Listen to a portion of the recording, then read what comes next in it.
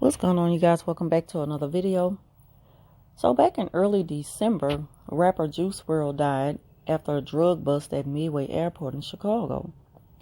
And it was believed that he had swallowed a bunch of Percocets in an attempt to hide them from the feds. He ended up having a fatal seizure, which took his life. And I read this from a very popular news outlet, one of the most popular news outlets. And they were actually the ones to break the news when Juice WRLD passed. Also, it says that oxycodone is one of the main active ingredients in Percocet. And that Juice talked about lean a lot, which is also known as codeine in cough syrup. So today news broke that his autopsy report revealed that Juice WRLD died from an accidental overdose of oxycodone. Now, I had said I was going to touch up on his passing after, we were able to see the toxicology report, because they mentioned a while back that his autopsy report revealed that he had died from an overdose, but I just wanted to know of what. Also, after he passed, his mother had issued a statement saying that her son had battled with prescription drug dependency. She also said that she hoped that his openness about his struggles would help others who are dealing with the same. So during that time that I read all that, my son and my daughter, they were so into his music. They loved him just like they knew him personally. And a lot of times we feel that way about certain entertainers. So it really hurt them. It really hit them hard when they found out that he passed away. Because I will never forget the morning when my son told me, when he had moved out, but when he came home, and I could already see that he had been crying and everything when my daughter was at work. So I texted her and I said, "Your brother upset because this rapper Juice WRLD passed."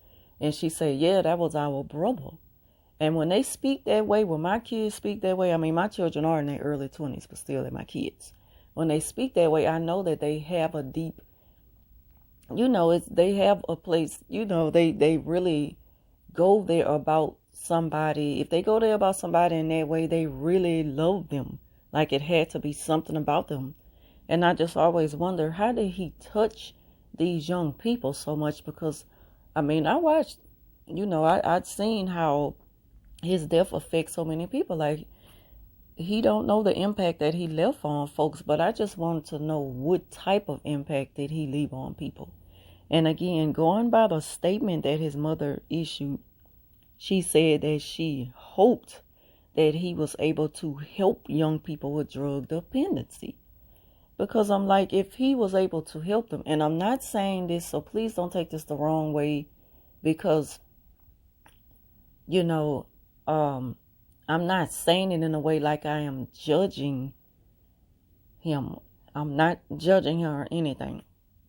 I'm just saying, like, if he was able to help them, how wasn't he able to help himself in that moment of anxiety and panic, in that very moment? And it's like, he was taking these drugs for his own struggles, for his own mental illness that he was just never able to shake.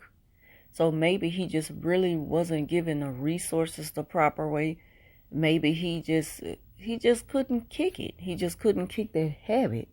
And that's why I just wanted to know, like, how did he help people? Because it's one thing to be able to express what it is you're going through with people who are going through the same. We can run it all day about narcissistic abuse and how these people treated us.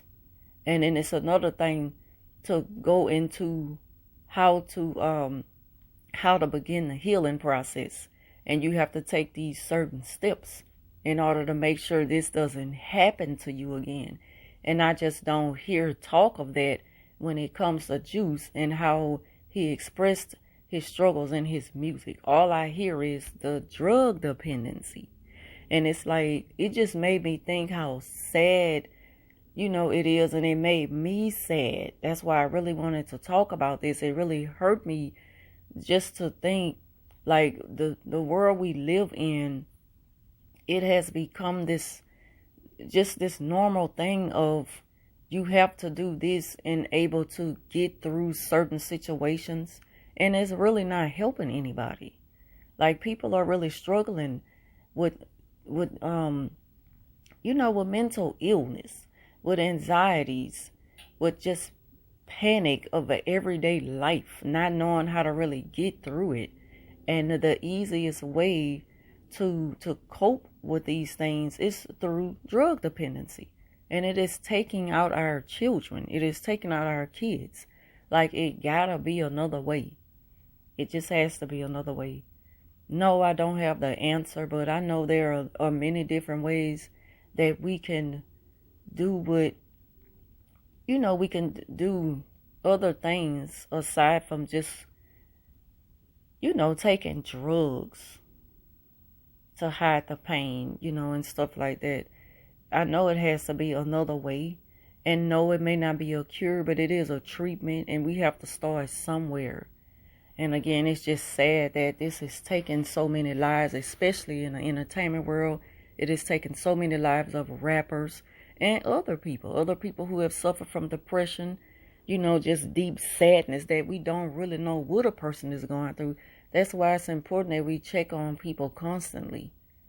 It's like we need each other in this world to get through this life. But this drug mess is just not going to cut it. It's just not going to cut it, because the world that we live in, it has become this place where we are pressured to believe we have to do things to fit this narrative of society. And it's just not what's up. And the drugs and everything it's just not a cure. It's really just a crutch. And it is really taking people out of here. It's killing us. So I just wanted to speak on that real quick. I mean, put your thoughts down below on this. Thank y'all for watching. Rest in peace, Juice WRLD. And I'll talk to you soon.